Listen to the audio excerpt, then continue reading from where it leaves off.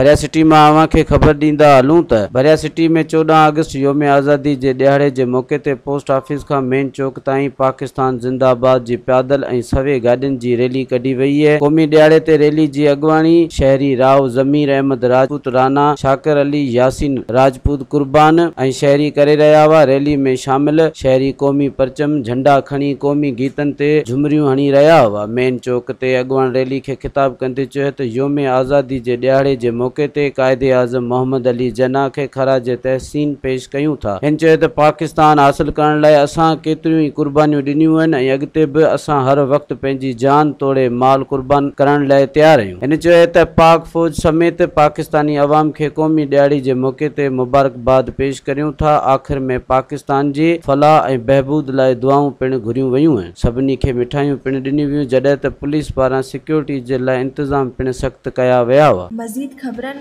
ऐं तफ़सीलात लाइ विज़िट कयो असांजी वेबसाइट www.awamiNewsHD.com ऐं ॾिसंदा रहो अवामी न्यूज़ HD।